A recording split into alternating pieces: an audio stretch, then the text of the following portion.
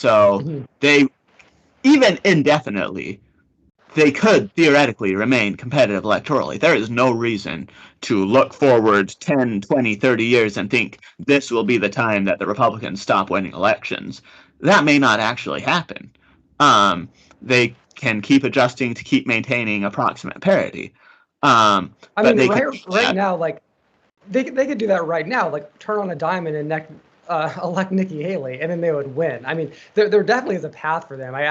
But it's kind of like a path that just like leans slightly 100% uncrazy and slightly more moderate, and then they win. Because I think that there are a lot of people who are uncomfortable with like the border, or like you were talking about education. There are a couple of issues that they could absolutely lean in on and win, but they like weirdly kind of don't, because they're not going to elect Nikki Haley, like very obviously. They're going to go with the crazy guy again.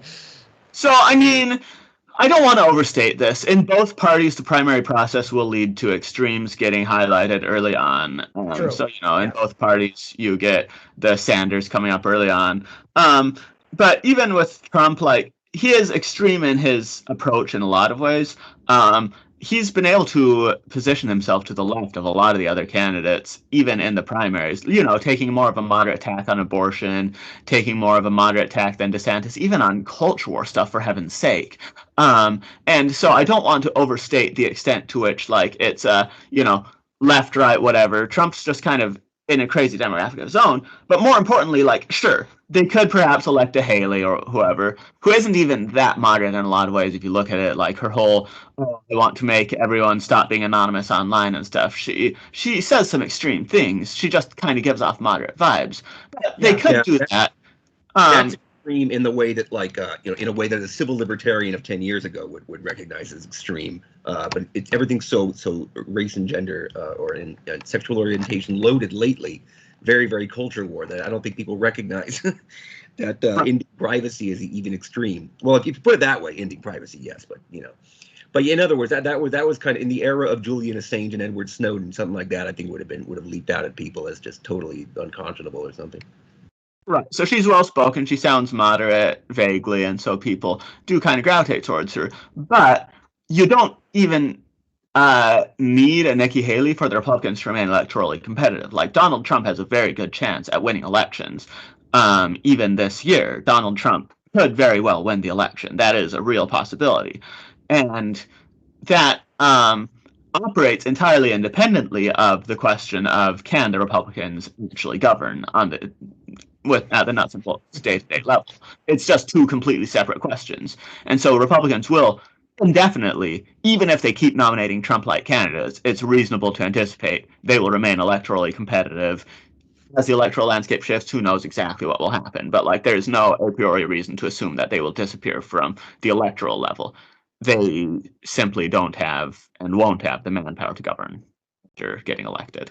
Okay, yeah, no, that little detail there, it really is so fascinating. Yeah. I wonder if post-Trump Republicans will ever be able to, rally around someone who gives off a managerial vibe at all, like Haley does, right? Will they ever tolerate that again, or not? Now that they've seen the entertainment that is the thoroughly populist candidate, can they go back? Well, and that's the tricky thing, because obviously the reason they distrust managerial candidates has to do with them realizing that broadly their interests aren't particularly represented in this broader professional class of people. Neither represented nor understood that this professional class of people is not particularly sympathetic to them, and so that people in that professional class in general are going to implement policies and are going to have preferences that are broadly out of line with their own preferences. So the whole appeal to these outsider, burn it all down type of candidates is sometimes instinctive, sometimes explicit recognition that they have almost given up on having inroads into the actual system. And so when they see someone who offers inroads to the actual system, whatever, they think of it as, oh, this person's just going to be subject to the will of the uniparty. This person's just going to represent the whole deep state, and this person's not going to do anything to represent our interests. And so even though Donald Trump is completely incompetent, and self-obsessed, narcissistic, everything you want to throw at him, it's usually true. They see him as authentically representing their interests against all of this. And so they don't really want to return to a candidate that has all of this vibe and everything, because they have decided this vibe is against us. This vibe will be against us, and we don't have a way back into this vibe. So instead, our option is tear it down and imagine that these mythical competent people, these mythical competent professionals, who we definitely have all waiting in the wings to fill these slots, can step in and fill these slots without realizing that the cavalry is not coming. Is that burn it all down thing still as strong this time around? I don't feel it being so strong in the Republican base as it was in 2016. That used to be like everywhere. That was just like the catch-all sentiment. And I know it's still there, but like has that decreased at all, or is that just me not watching Fox News enough? I don't think it's decreased. I mean, look at what's going on between Texas and the feds right now. Look at what people are saying about illegal immigration. Look at what people are saying about education, about culture war stuff in schools, so forth. But like the system, it seems like they're no longer obsessing over the deep state and like firing everyone and that sort of vibe. I mean, Vivek was saying all of that stuff. He was saying, cut That's true. That's true. Yeah. federal government, and for heaven's sake, like Trump is still the leading candidate, and not just the leading candidate, the only candidate with any semblance of a chance.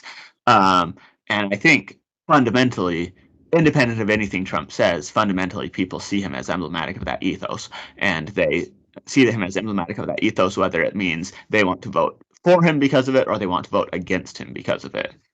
Right. Okay. So makes sense, I think it's still very much present.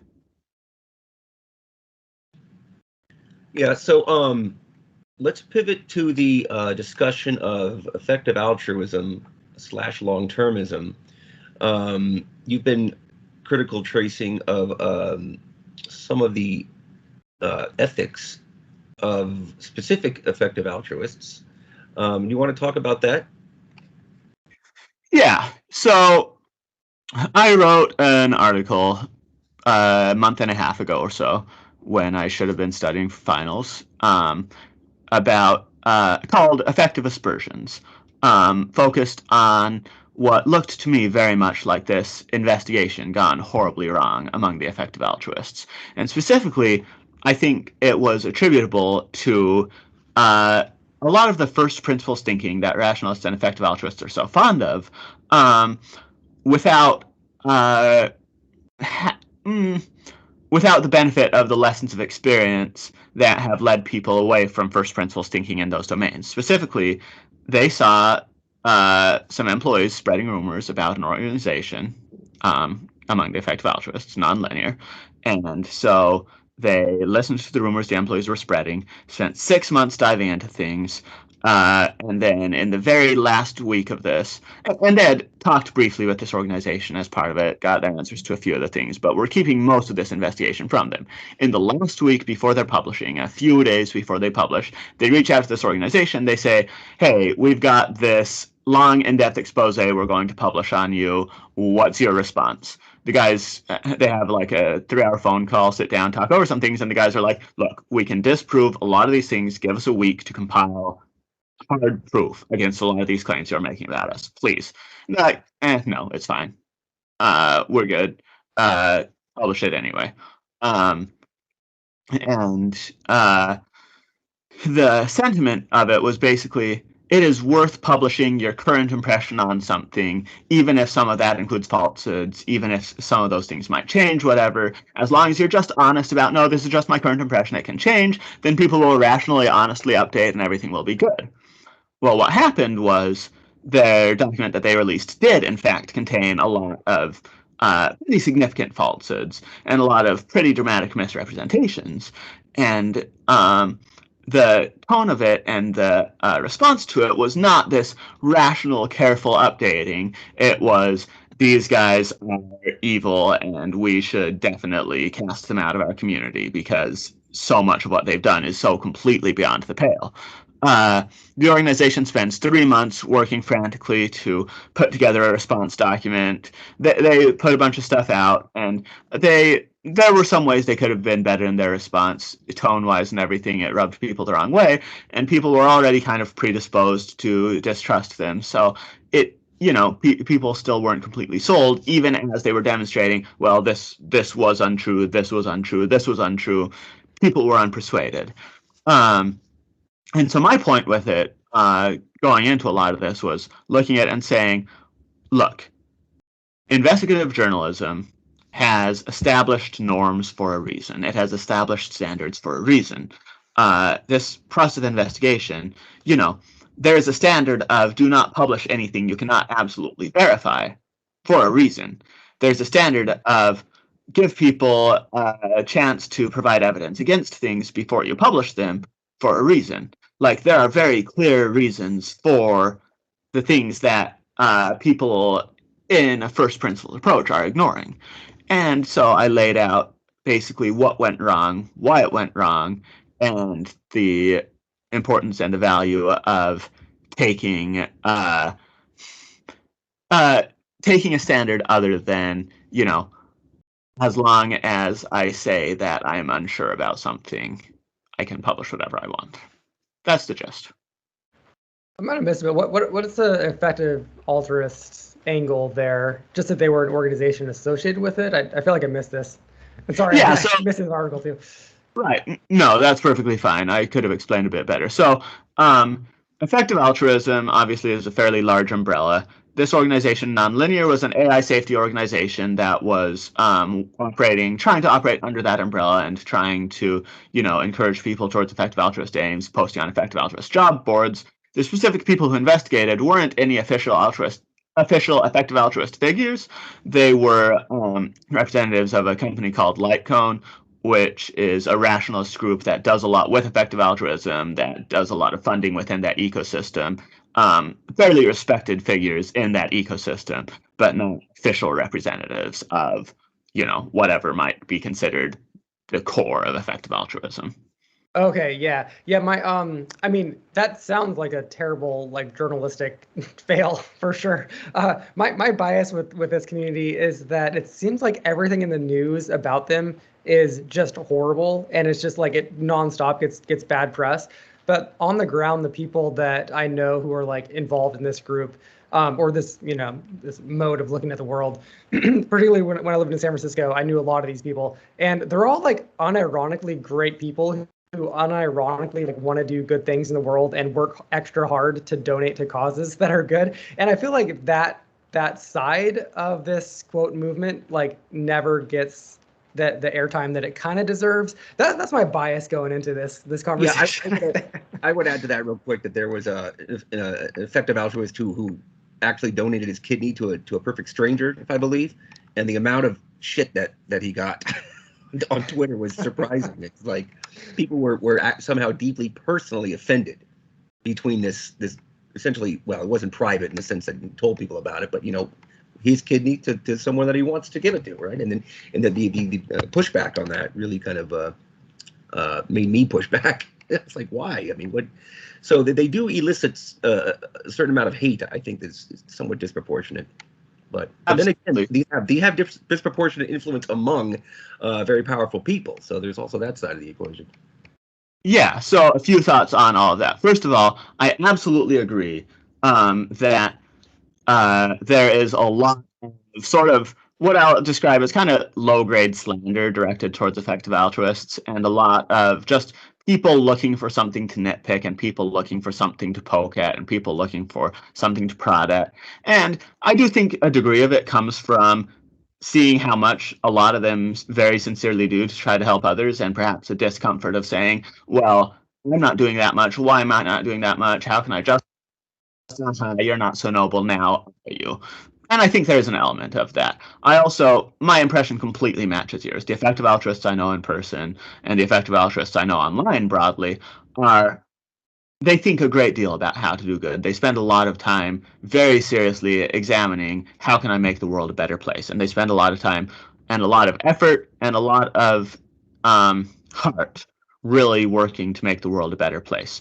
And so I try to be constructive in my approach towards them. At the same time, I find them such a compelling organization to look at from the outside and often to act as sort of a friendly critic towards, because, like Dane was saying, they really are so influential among a lot of people with power, but specifically, I would say they are the default impression of how to do good among people who think like me. Is here's this organization, Effective Altruism. If you want to be good, do what they do. And they do seek to assert power over basically everything. They want to say, looking at the world as a whole, they want to say, we think we know how to make this better, and we are going to put our time and our resources and our effort into shifting it into the form we believe it should take. And that is something that you want to be very, very cautious about and very clear that you are getting right as you are doing it. So my stance towards them on the whole is that I have a fairly fundamental underlying philosophical dispute with them that prevents me from authentically joining with them. At the same time, I think that they are the current exemplars of people living up to their ideals and trying to do serious things, such that any competing movement needs to authentically be better. But more specifically, when I criticize them, a lot of it is oriented towards, I think that they can be a better movement. I want them to be a better movement. And so, for example, when I published this article, I was really impressed with and really gratified by their response to my criticism, which there was some pushback, there was some disagreement, but all the pushback and disagreement was orders and orders and orders of magnitude more productive and more respectful than it would be in any other environment. And the ultimate response to it was broadly, thank you. These are good suggestions. These are good thoughts. With some quibbles, we agree with your perspective here. And that was incredibly impressive and incredibly gratifying. And I cannot say enough good things about their responses to good faith criticism. They are an extraordinary movement in many ways, and that is one of them. Yeah, no, I like how you phrase that critique of them there. I mean, in terms of like a lot of people want to do very good things in the world, but they might take on projects, in my view, that kind of like there's a data justification for why it might be good in the world, but there are so many factors that might not be considered that all of a sudden it does actually harm a lot of communities. I'm thinking about maybe something even like Bill Gates's project that he at one point was putting some thought into of geoengineering the globe to stop global warming by putting dust particles, in the atmosphere, or whatever the project exactly was. I could see something like that having an actual data-driven reason why it would be in the next 200 years from now good for everybody, but maybe that would be discounting in the near term. Oh, this is going to like ruin everyone's farm in the Midwest or something. And do you have the power to be able to pull levers like that in general?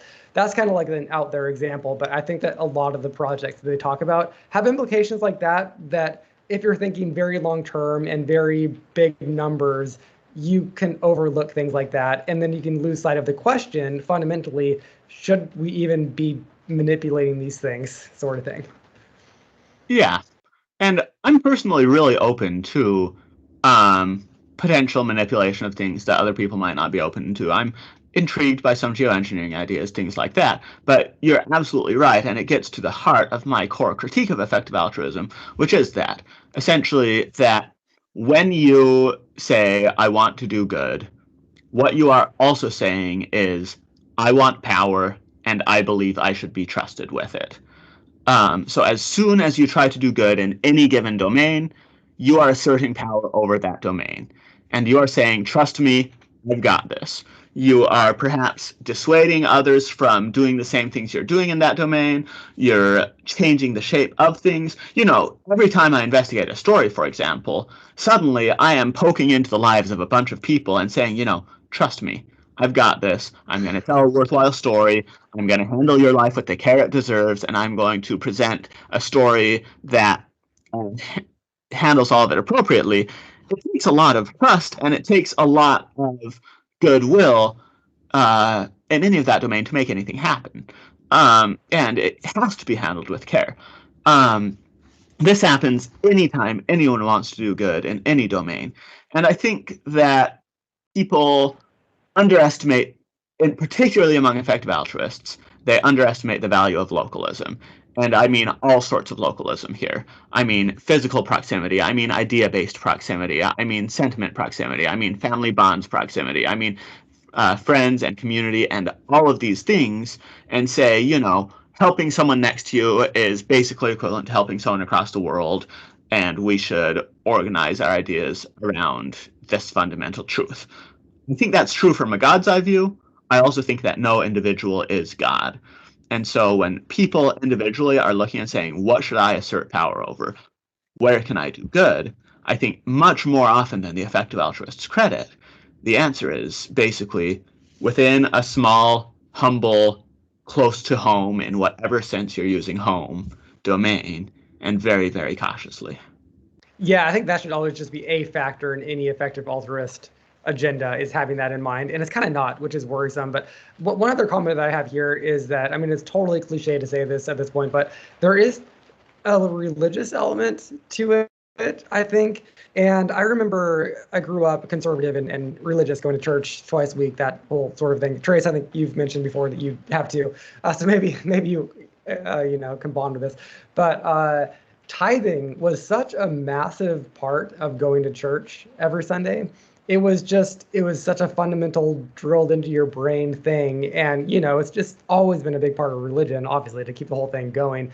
But I feel like talking to some effective altruists, there's like this tithing element about it that almost seems kind of religious and almost seems like it's a direct child of the tithing phenomenon in Christianity. Do you sense that might be the case at all? And not that that's a bad thing necessarily, but it's a little bit kind of like, kind of stinks of religion just a teeny bit. So Peter, I know you're asking Tracy a question here. I just want to jump in real quick. So, I didn't grow up with as much church maybe as you two, but there was some when I was young. But more recently, I was at a church for Christmas, a couple days before Christmas, and for about a half hour, they were playing a video of their mission to Mexico, helping people down there. So we think of religion maybe being tied to acting locally, and then secular effective altruism tied to thinking and acting universally. But I wonder how much traditional religion is already thinking universally. Yeah, I think Mexico is particularly far away, but right. I mean, Christianity was one of the original major universalist ideas. But in terms of Peter's point, I absolutely agree that there is a religious element to effective altruism. I also happen to think that that is the best thing about effective altruism. I do not share the same antipathy towards religion that a lot of people who left religion when they were younger have towards it. When I grew up in Mormonism, I very deeply admired the extent to which it inspired people to give their time and energy and their money towards what they believed was a good cause. I admired the community ties that it built. I admired the finding a group of people united by a common purpose, common goal to do good, and working to do good alongside those people. I think those things are some of the best elements of religion, and I think as we have become more secular as a society, we have sometimes lost out on those things. I think there have been several movements, secular movements, that have worked in one degree or another, with one degree of consciousness or another, to replicate elements of this that become what you can consider pseudo-religions. I would cite Marxism as the big initial one back in the 1800s that really tried to do this project. And of course, Marx wasn't terribly fond of religion, but I really do think, more or less started one of his own. More recently, you have social justice progressivism, woke, whatever you want to call it, that I think really exhibits many of the same signs. And both of those, anytime a quote-unquote religion like that rises up, anytime any religion rises up, it rises up to meet the needs of its day. It rises up to meet the real or imagined issues that people are facing in its day. Communism rose up in the early days of capitalism, in early days of this factory production, so forth, where a lot of work conditions were really bleak, and a lot of people's experience with everything was really bleak. And it was very, very imperfectly answering a lot of that, but it was responding to real or perceived needs. Same thing with social justice progressivism. I could go on and on and on and on about the excesses of social justice progressivism, but it is responding to real impulses that people are feeling as they're looking around and saying, we want to do good in the world, we want justice for this group, we want to, help people who have been marginalized and so forth. Like, it is filling genuine needs. Effective altruism, I think, is currently the most healthy, sort of the standard to beat for secular religions, where I would say, yes, absolutely, its tithing element, as you put it, stinks of religion. But I don't think that's a bad thing. I don't think it's a bad thing at all to convince people to give 10% of their money to good causes outside themselves. I think that is a remarkable achievement, and more groups should, if more groups can manage that, if those causes are actually good, that is impressive. So I think that for me, effective altruism is most interesting as a model for secular religions and a question of how much better can you make them, and how can you increment off of this, and how can you build something better. Okay, no, I agree with all that. All that is phenomenal. The one thing that maybe is why I do like have a negative kind of valence around maybe this tithing thing is that both in church and also with the effective altruists, there's kind of a sense that it's all done for a status, to just like have more status in your group, which also might be just totally okay. And we're kind of like hardwired to seek status at some level, something I've written about a little bit. And so maybe that's totally okay too, but it is, yeah, there's just like a little teeny bit of a, you can't help but just question it a little bit, or question the motives. I guess this maybe goes for anything though. So maybe you're totally right. Maybe I can totally sign off on everything that you've said. Maybe just one more note is that I know that you came from the Mormon background, and they're kind of famously great at community building and having,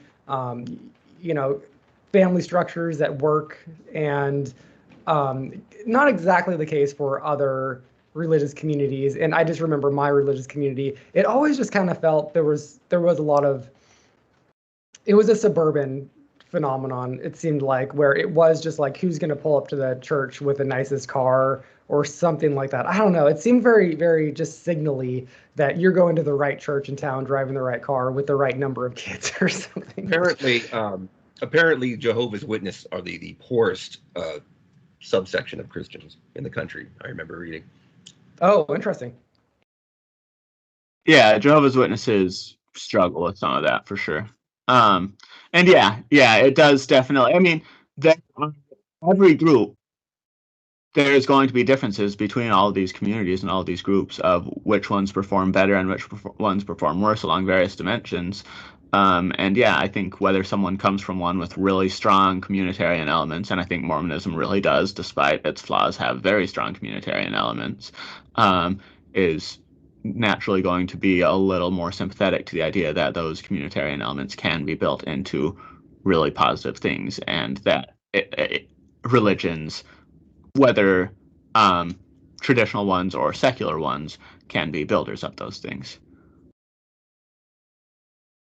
It will be very interesting to see what happens with the effective altruists over the next couple of years, because a lot of their ventures are very technology based. And as we all kind of know, technology is, I mean, it's just going crazy right now, and there's so many unknowns about which direction it's going to take.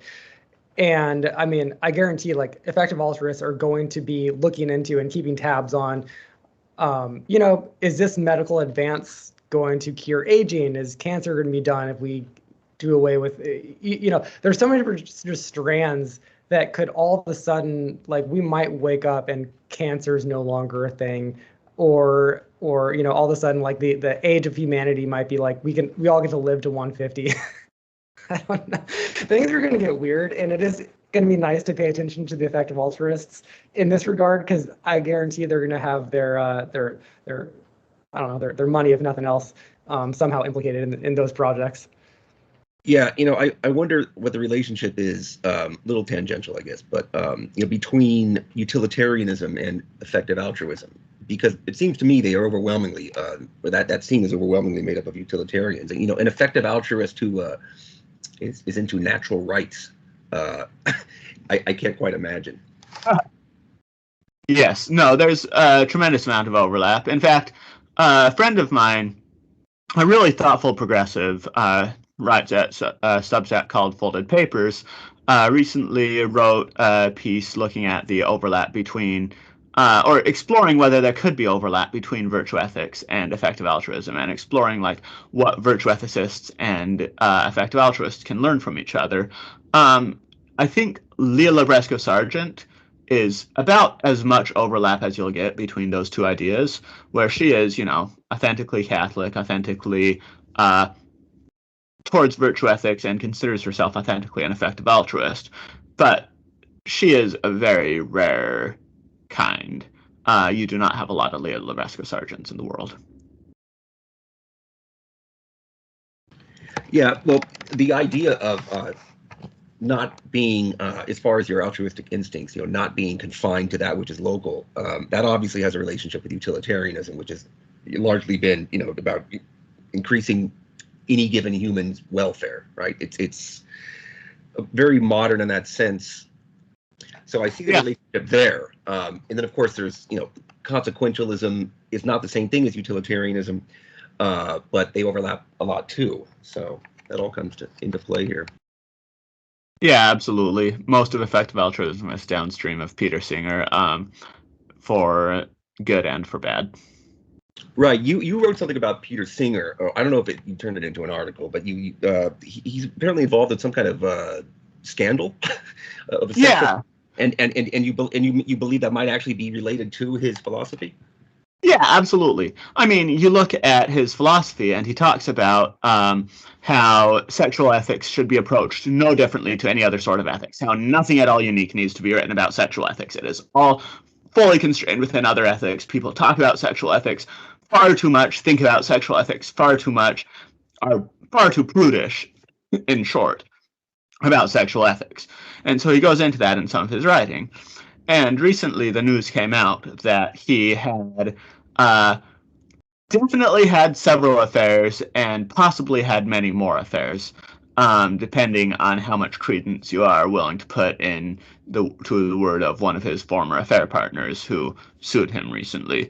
And he definitely, at least in her case, gave career benefits to her while they were having an affair, and in the immediate aftermath of their affair, he seems to have broken up several marriages with those affairs. Or I don't want to overstate the evidence. He definitely broke up at least a couple of relationships, and seems to have had some impact on relationships more broadly. And I think that, rich and powerful person sleeps with lots of women and breaks up a lot of relationships and interferes with a lot of relationships is a priori one of the least surprising stories you can tell. And rich and powerful utilitarian uses utilitarian ethics to justify that sort of behavior, I think is also very frankly not terribly surprising. And everyone who heard the story kind of nodded and said, okay, yeah, that basically sounds right. That we really be that surprised by this? And I do think there's a reason for that. Yeah, I'm actually not familiar with this story, but none of that surprises me at all, I gotta say. Right. It's like, yeah, and it's this whole like everyone's a consenting adult approach to it. It's no, look, it's her own responsibility to manage her own relationships. It's my responsibility, like, as long as I get her consent and try to treat her respectfully. And by all accounts, he treated his affair partners respectfully and was perfectly dignified and perfectly reasonable with all of them in the way you would expect someone like Peter Singer to be. It just does all feel, to me, very self-justifying and or very using one's philosophy to explain away one's own inclinations and to lend support to those inclinations, I think is what the failure state of utilitarianism can sometimes look like. And I think that story about Singer does hint at that failure state more broadly. Yeah, there's something too gossipy about it. There's something that, like, you almost want to keep your politics out of your affairs, and you also want to keep your philosophies separate from your affairs whenever you can. I do enjoy his new like his journal of controversial ideas. I'm kind of shocked that it took this long in modern history for someone to create that sort of a thing.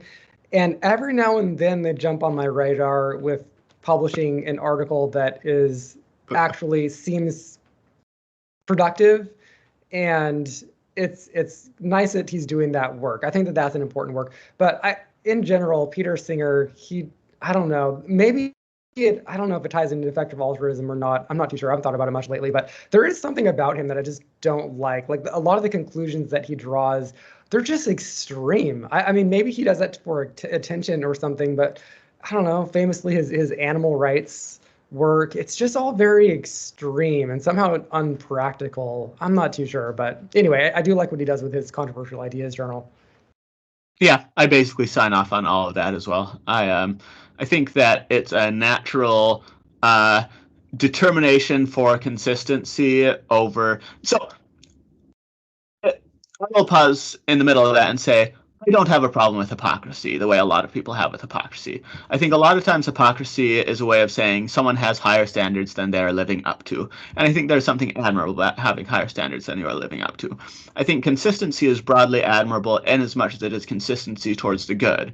And so a lot of times people will say, you know, I don't agree with this person, but at least he's principled. And I think Peter Singer is sort of the exemplification of I don't agree with him, but at least he's principled, where he lives to very, very, very, very, very extensively defined and reasoned and thought through principles.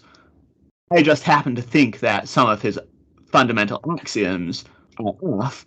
And so when he thinks them through to the end and commits to biting all the bullets in those principles and commits to, I will do everything that these principles tell me to do no matter what, and will advocate for everything of it, he does wind up taking a lot of extreme positions. And I don't think he does so as an attention-getting measure. I think he does it because he's determined to bite every bullet that his principles have, which I don't think is fundamentally admirable, because it does lead him down a lot of paths that I don't find ethically tenable.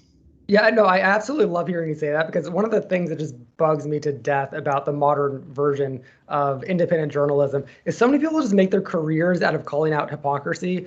Like Bridget Fetisi does this. This is like her whole brand is, oh, this person's a hypocrite, ha ha ha ha. And it's like, it is totally like, who cares? Yeah, like you put it so nicely there. Maybe they just they hold themselves to a higher standard to some degree. And so but even aside from that, it's just such an easy, stupid thing. It's like, we're all humans and we're all hypocrites. Like, get over it. Who cares? Let's like talk about policy or something. Yeah, I think that might be the kind of lowest form of very online political consciousness, just doing a full-time hypocrisy catcher thing, right? You know, hypocrisy. I think in a way that anti-hypocrisy is also the lifeblood of populism, and weirdly how it ends up tolerating people with no ethics at all, because at least you could say about those people that they've squared the circle, they've overcome hypocrisy. They can't right. So there are things worse than hypocrisy. Exactly. That's like the highest end of holding lack of hypocrisy as a virtue, is you end up venerating scumbags because, you know, at least they're real about it. I think Trump is sort of an archetypal example of it. That's too easy of an example. In 2015, I think, Trump famously, called out Hillary Clinton, and then she rebutted with, well, you've done it too, and he says, well, at least I'm honest, or at least I don't hide it, or whatever. And the roaring applause, you know. God. And honestly, like, I think in a lot of ways hiding it is better than not hiding it. If you actually hold a higher standard and you recognize that, like better than not hiding it and embracing it as a virtue, essentially. Obviously, being open about it and then trying to work to be better is better still. But like, basically, to hold a higher standard as a virtue is in fact a good thing. To hold yourself to a high standard is in fact a good thing, even if you do not live up to that standard. And if someone publicly holds a high standard and privately does things that don't quite match that standard, yes, they're hypocritical. Yes, that's bad. But they are sort of reifying that standard even as they fail to live up to it. And Right. There's actually a good Norm Macdonald bit about this.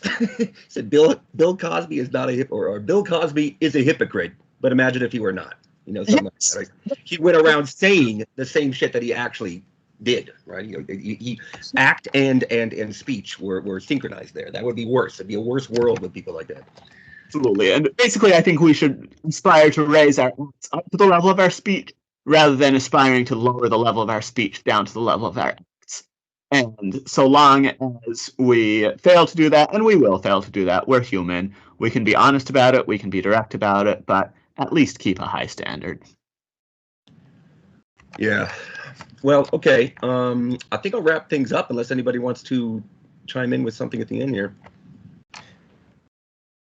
I'm I'm sitting in my garage and it's freezing cold today, so I'm down to wrap it up.